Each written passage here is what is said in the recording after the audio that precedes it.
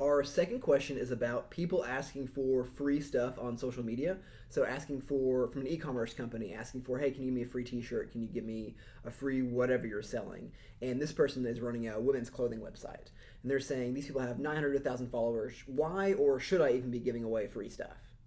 Gosh, yes. Yeah, right? So I think that, ultimately you've got to look at your business and not be romantic about the business itself. When you're thinking about customer acquisition, when you can associate a cost to acquire a new customer, as long as you've got things on the back end to upsell, increase the lifetime value, increase lifetime purchases, things of that nature, if you've got a $5 shirt that someone is asking for free, they're going to become a customer, and 3 of their friends might become a customer. That $5 acquisition looks a heck of a lot better than spending $20 on Facebook for a single acquisition. So when these people are reaching out to you, you've got to realize that, number one, you can leverage their connections. Be smart about it. Don't just give away the farm, and control the engagement. But those people reaching out to you, if their followers are in your demographic, they appeal well to your audience, and you're small, it's much easier to give away something for free than it is to pay the acquisition cost when you're competing for an ad word that's $14 a click, $5 a click, $10 a click. And you, number one, you get lifestyle images from the influencer. If they're a large enough influencer, then you get brand recognition with them wearing or sporting your product. I think that when you level this conversation up, it's a much lower acquisition cost starting out than going out and branding and spending all this money to acquire customers via paid media. Well, it's a math equation. If you give off 100 shirts, right, and they're $5 each, that's $500. Well, that's a media spend of $500.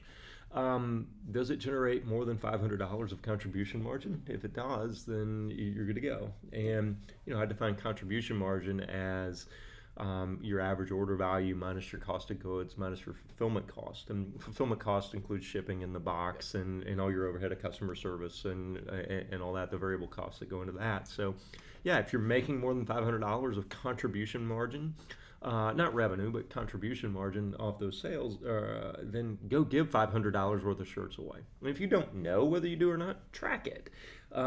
Give $500 shirts away and use unique tracking codes. Figure out how to track each sale. And if you generate whatever the number is of revenue you need to generate $500 of contribution margin, and you do more than that, well, now go figure out how to give away 1,000 shirts. And mobilize those people to be ambassadors. Yeah. It's no different than the freemium model in software as a service. So if you look at a lot of the more successful companies in software, it's because they give away a version of their product for free and then develop fans and love it. If you're trying to make money on that initial transaction, you probably don't have a business anyway. You probably have a product. And if you have a product, and maybe you don't go give it away. But if you're trying to build a real business, which is what we're about on this show, then yeah, usually it works. Sure, and it's really frustrating to me too, because in the top replies on this question are, well, tell them you'd be interested after 100,000 followers, and then offer them a 20% discount. I think that's the exact wrong way to do it. They have the leverage. Yeah, like